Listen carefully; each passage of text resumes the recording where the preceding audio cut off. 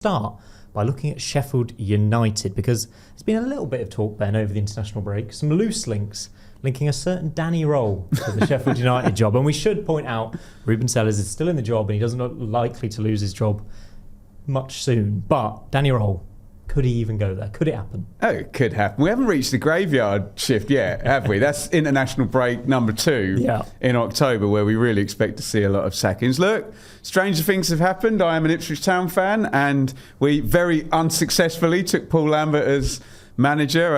I dare say Danny Roll might do a better job at Sheffield United, but you mentioned it in quite a few of the shows. He's there. He's available. Someone will take him. Probably not Sheffield United. Who's going to blink first? That's one of the questions, I think, with Danny Roll available. Sheffield United obviously really struggling right now. Connor, what's your thoughts on it? Yeah, the squad now as well, how it's been assembled it's just superb, isn't it? There's an argument it's up there with the squad last season. It's probably better. I think McGuinness coming in. I think when you look at Tanganga as well, Ben Godfrey, you've got a side there of which you're looking at any coach coming in and they've got to get that side promoted. That's the bottom base aim, really. So when you're looking at Ruben Selles, there's a lot of pressure on him. No wins in 4. That result against Boro is a poor performance. It should have been Ipswich away Friday. Ipswich away, yeah, huge game coming up, 8 p.m. But yeah, it felt like he had to get something from that. So Ipswich coming up, huge game, pressure's on. So yeah, Sheffield United could blink first. How long do you think he gets though? Next international break, is Ben right? No, I think it very much depends on this Ipswich game. If they go to Ipswich now and Ipswich really hurt them badly, especially after Ipswich's start, which hasn't been great, especially at Portman Road, obviously just coming off the back of that 2-2 against Derby County. If they lose badly, I think there could be a decision there. Just no manager in any job. I mean, what is the number? Is it 6, 7? No manager, whoever they are, can countenance 6, 7 consecutive defeats, especially not in their first 6, 7 games. So yeah, pressure's on. We will be previewing the Sheffield United Ipswich game later on, so stick around to hear our score predictions on that game. We've got to talk also about ticket prices, because Birmingham fans have been getting quite frustrated. They're in a bit of uproar because Coventry are charging them £45 for away tickets for the game in a couple of weeks' time. But in terms of ticket prices, what's the level? Because in the Premier League we see it capped at £30 for away fans, which is fair, I think, but Championship clubs need the money a bit more, so it's a bit of a tough one, isn't it? Well, I like it when you see the deals done, where one club says to the other, right, we'll charge you 20 quid, you charge us 20 quid. I can see it from both sides. The clubs are under pressure from the fans to pay massive wages and buy loads of players, and we still like to think it's the kind of working class game that anyone can go to on their, normal working salary, but it's really not anymore. So I get it from the club's point of view, but it's a lot of money to go if you're a one-off fan. I assume that's the price. That's the thing. So in the Championship, home teams can only charge what they're charging their own fans for away fans. So for this specific incident, Coventry fans are getting charged £45 if they don't have a season ticket for the Birmingham home game, and it's like 30 quid if you're under 18, which is just absolute insanity. But it's probably going to be a sellout, and unfortunately, if people pay the prices, then the prices aren't going to come down. Got to pay for that stadium now, they own it as well, haven't they? So we'll see. Sticking with Cov, Connor, Frank Lampard's been loosely linked with the West Ham job in the Premier League. One of his former clubs, Graham Potter, in there at the minute. What do you think of this? Doesn't really make a lot of sense, does it? I don't think he's favoured at all at West Ham as well after the exit to Chelsea all those years ago. But yeah, with Potter, I think there's going to have to be a little bit of an established Premier League name potentially coming in to help them survive, or maybe a little bit more of an innovative coach from the continent. I can't see Frank Lampard going to West Ham. It doesn't make a lot of sense. If West Ham's main objective is to survive in the Premier League, do you want to put... How different would that be to Coventry's objective if he got promoted with Coventry anyway? What are you gaining? Yeah, one of the strongest sides as well in the Championship currently with the roster, and going into a bit of a beaten up West Ham United side and the objective being survival, not for me. Yeah, I can't see it happening either. I think he's got quite a good thing going at commentary right now. And surely he learned from leaving a good thing at Derby. I know that Chelsea's different for him, but yeah. I don't know how much he enjoyed the relegation battle at Everton as well, which is worth considering, his reputation. No one enjoys a relegation, except Big Sam maybe. Kept them up though. Kept them Yeah, up. it's true. Yeah. So maybe West Ham might go for him, but again, just speculation at the minute. What I do want to touch on is the deadline day signings, because last week we did a top 10 transfers of the Championship summer and we recorded it on deadline. So there were a few transfers, of course, that we missed. Number one being, I think, David Strelec. Connor, I'll come to you on this one, to Boro. I mean, he scored an absolute wonder goal against Germany in this international break, and Boro fans seem unbelievably excited about him. Yeah, building a bit of a decent squad, aren't they? Naipan as well coming in. One of the top 10 wonder kids in world football at the minute. Obviously from City. I think they made some really intelligent signings as well. Matt Target, Alan Brown, Callum Britton to obviously fit that Rob Edwards style of football. Really smart acquisitions across the board. Can't profess to know that much about Strelec, but when you're seeing that technical level, to be able to do that against one of the best nations in world football, you've got to think to yourself, well, could this be an acquisition for 7.5 million that Boro have made that could effectively see them up, 15 to 20 goals. That's what they'll be looking at with that sort of investment. Is that your Latte Lath eventual replacement? I was going to say, is it Akpom or is it Alfonso Alves or Asomba Longa or whatever? I know what the Boro fans are going to want. It's 30 goals in 56 appearances he got for Slovan Bratislava, though, and if he can replicate anything like that and add that into this Boro team.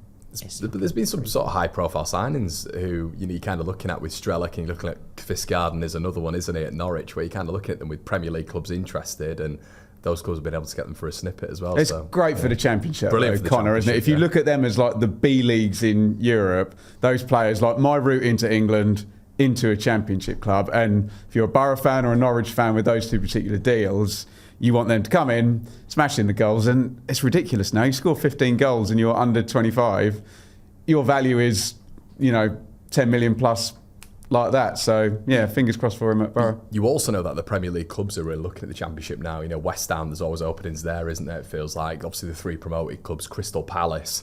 So there's a real upturn at the minute, it feels, in Championship quality. So, yeah, good move. There were a couple of deals that Leicester did as well that kind of went under the radar for me. Jordan James and Aaron Ramsey I want to talk about, Ben. In fact, Connor, I'll come to you because these boys could be replacements for a man Leeds were quite hotly linked with. So I'll throw it over to you first. Yeah, obviously there's the conversation that both of them will effectively replace Bilal El Khanous, when obviously with Aaron Ramsey's that level of experience but professionalism as well, and I think at the Championship he'll be able to acclimatise to it pretty seamlessly. Jordan James, we're all very aware of, combative midfielder as well, who can play, in my opinion, in multiple positions in either a 4 or a 3. But El Khanous is, very, very special. I always thought in that number 8, in that 10 as well, can work in both, can work in the half space as well, good with both feet. So, obviously the notes that we've got down, does Jordan James and Aaron Ramsey replace El Khanous? I think it's very different, but together, obviously they might be able to replicate some sort of output. Over to you, Ben, on this one as well, because Leicester have been slow movers in the transfer window until really deadline day. Well, they've had to be, haven't they? Because we don't know what's coming down the pike, and I think it tells us a lot that they've not spent big fees and they've gone in on late loans. And Leicester were having a lovely old time last time doing Winks early and Mavadidi and Hermansen, which, to be fair, were all great signings. And this time it makes a lot of sense to be doing this.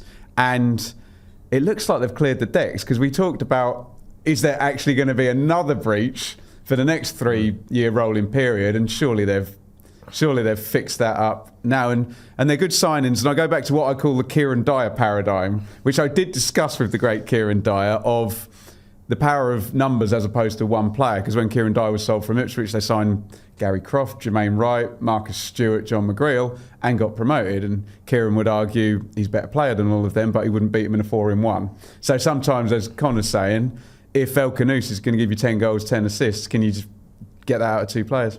I think as well, when you're looking at Leicester, obviously they've got the young lad Monga coming through, haven't they? Who looks like a real talent. Fatawu, mate. I forgot about him. Yeah. This is It's the players they've kept almost. It's that is, I mean, it's a blessing in disguise, really, that he was out in the Premier League. Because you forget about him, yeah. So you just forget about him. And no one's going to take him. No one's going to take him. They're going to let him rehabilitate in the Championship. Yeah, but it's almost like the Iron Robin effect as well when he's cutting in on that left hand side, where it's what he's going to do every single time. But as we've seen with the goals so far, which I mean, he's got a highlight reel already, hasn't he? In this month, he looks outrageously good, and for me, he's evidently going to be the best player in the Championship this season. He looks like with an ACL injury, sometimes you can come back and it can take you a while with that recovery process. He's come back and he's interesting to see as well. I thought Cifuentes quite humble with his tactics against Birmingham, playing at home against a promoted team, and he's quite narrow, quite tight, quite compact.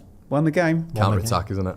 That's all that matters. Ultimately got the 3 points. As I mentioned earlier, last week we did do a top 10 transfers of the summer, but neither of you two were on. So I want to get your thoughts on the best Championship signing of the window, Ben. Well, I want to raise Connor's highlight reel for Fatawu. Iran Kunda, the same free kick twice, absolutely brilliant. I think you mentioned him last week. So let's go with Carlton Morris, who is an absolute you-know-what house, but when you've got him on your team, fantastic. I think he scored four for four, hasn't he? And he's just at the right age, the right price. Looks like a good fit with him and John Eustace, and I think he's going to score a lot of goals, moan at a lot of refs, and be very effective for Derby County this season. We've seen it so far with Carl Morris, haven't we, Connor? What have you got down? I've got Bright Asay Samuel. I think on that right-hand side, he's going to be so effective. I think he's a Premier League player. I've mentioned previously. At right back, Yeah. I think previously we've spoken about maybe sustenance for Premier League teams. I know Japhet Tanganga was bowled around for maybe a Burnley or a Leeds United signing as sustenance, or maybe even starting. I think Asai Samuel is a profile of player of which Birmingham have brought in and thought this will work in the Premier League. This is a long-term signing, and I think you've seen it already in the Championship. I think he looks excellent. Yeah, a free transfer as well, wasn't he? Free transfer. I mean, and they're going to get a lot of possession, and sometimes the right back is the player that makes the most passes in a team that gets a load of possession, and he's very comfortable on the ball. And I saw his first game there and slotted straight in, and Well, we were saying before, he's not really a right back, is he? No, but he looks very good as one, doesn't he? Yeah. He's working perfectly so far. Really excited to see how he gets on this season. But as always with these international breaks, we like to kind of take stock of what we've seen so far. So we're going to have a look at a few categories in the Championship. And Connor, I want to come to you and get your biggest winners of the Championship so far. We're only 4 games in. But who have you liked? Yeah, I've really liked Boro. I think when you're looking at it from back to front, they've kept, I believe it's 3 clean sheets, isn't it? They look strong. They've actually Opta had them at the toughest start as well this season. Someone said they'd lose their first 4 games. Oh, did you? Somehow I'm still on the show. Go on, Simon. Get him on. Sorry, Rob Edwards. I didn't mean it. But it is, isn't it? None of us knew what this transition would be like with Rob Edwards coming into it. We were speaking beforehand of going from a Carrick system to a Rob Edwards system. He had to find not only that. They didn't just have to find that systematic change. They had to find players that would fit into that. Your Matt Targett and your Callum Britton will aid that, of course. But it was the Rob Edwards effect, wasn't it? Was he going to have that mojo back? Was he going to get back to, sort of motivated Rob Edwards? And it feels like he's back to that. I looked at a couple of interviews before coming in on I think it was Boro TV. Big smile on his face, and he looks like he's ready to hit the ground running again. Obviously after the international break, they've had a tough start, a really good window for me. I think Alan Brown, we're talking a little bit beforehand. I think that's a really good addition. Back end of the season, Kalisan as well looks quick. So we'll wait and see how that one plans out as well. And obviously Strat, like we've mentioned, Naipan. It looks like they've had a really good window when it comes to recruitment, and I think that midfield of Hackney and Aidan Morris, very good, very good, is probably the best they've had since Leadbitter and Adam Clayton. And I would argue that the 2 that they've got now in Hackney and Morris are better because they're better going forward. Keeping hold of Aidan Hackney is absolutely massive, and Aidan Morris had a brilliant start as well. So they've got a lot of what I think could do really well this season. Circus coming back for Hackney in January. The Ipswich Circus, or that ship has sailed. I'm talking about the Tottenham or West Ham or whoever. Someone will come for him, won't they? Again, surely. It's panic stations, isn't it? It's what happens at that stage of which He's maybe playing very well as well, isn't he? Injuries, and he can make the step up. Hackney can make the step up. I think Morris can make the step up as well. They've got a lot of potential in that team. It's almost where Boro are in the league table if we get to January at that point. If they're in the top 6 or first and second, he's probably just going to stay put, isn't he? What can you reject though? If big clubs coming in with massive money, what can you? But if you're Steve Gibson and you can see the promotion and we're talking nearly 200 million now if you add your 2 years parachute payments onto you, and you're close to the line, it's going to be no.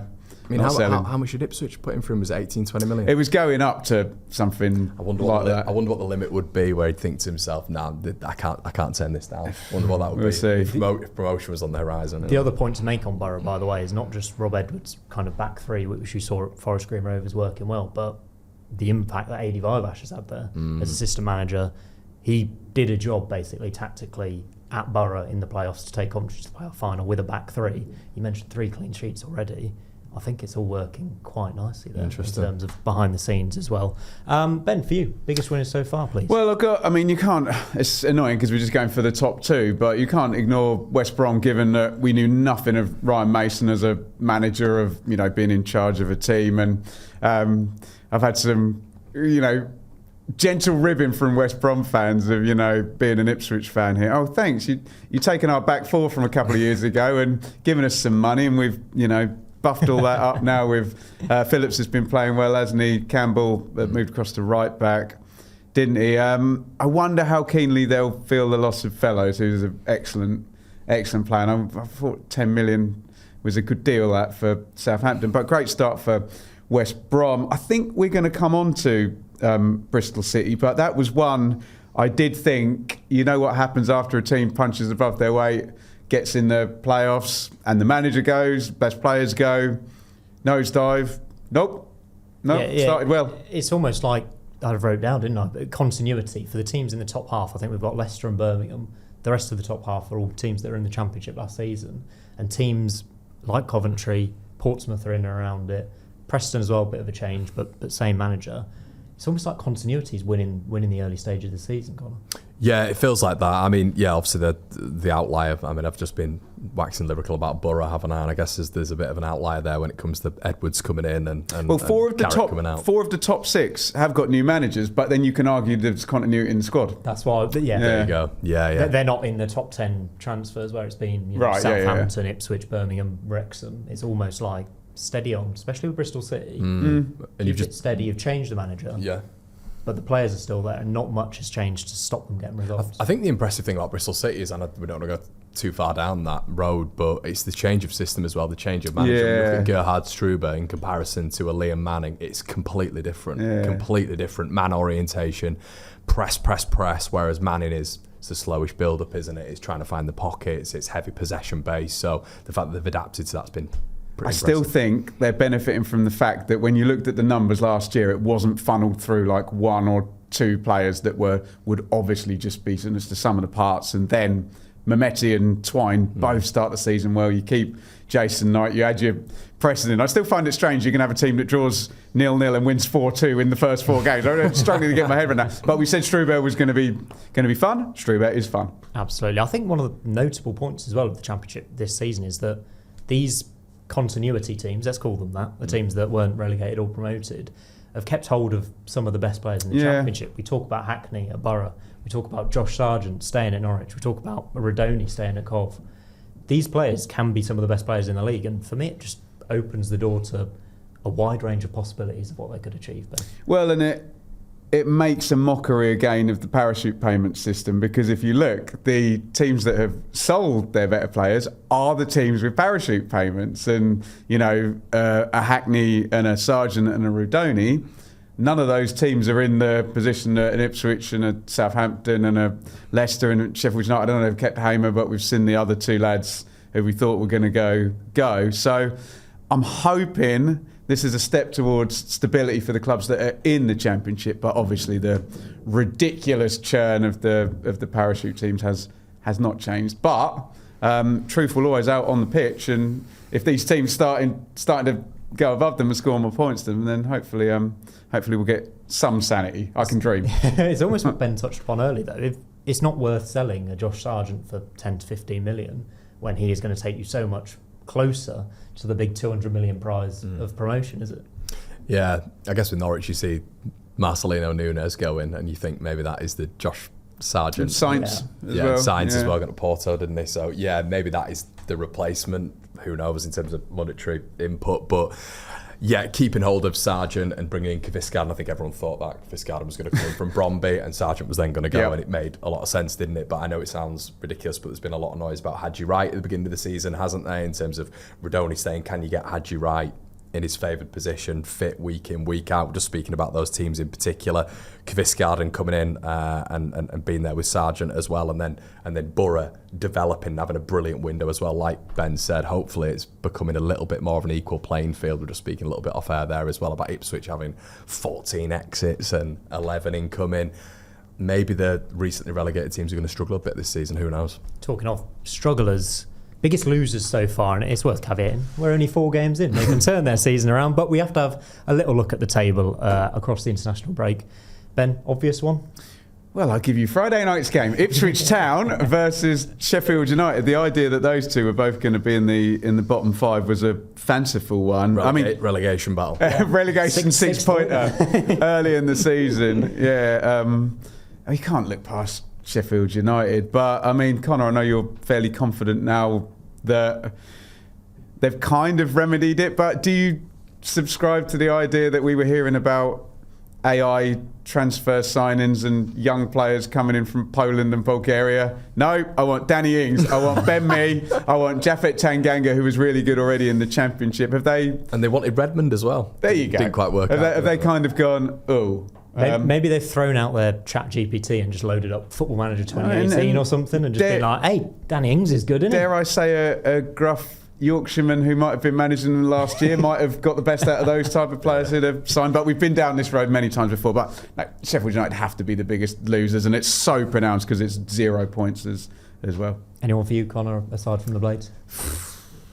No, I was going to jump in. Both feet with the Blades. I really was. But obviously, the caveat is Ipswich. It's very early on, isn't it? So, yeah, to be too critical it feels a little bit too harsh. But I think the positive thing, and look, we've touched on Sheffield United just a little bit, but it feels like they've got the building blocks now. Mark McGuinness coming in, Tanganga there. I think Ben Mee's a terrific signing. So once again, comes back to that conversation we're having a little bit early on about Sayers has to get the back. Another one, keeping hold of Gus Hamer. Huge. If you can keep Tyrese Campbell fit, it's a very, very good Championship side. So currently, you have to say they're the biggest losers because of that squad. 0 wins in 4, not good enough.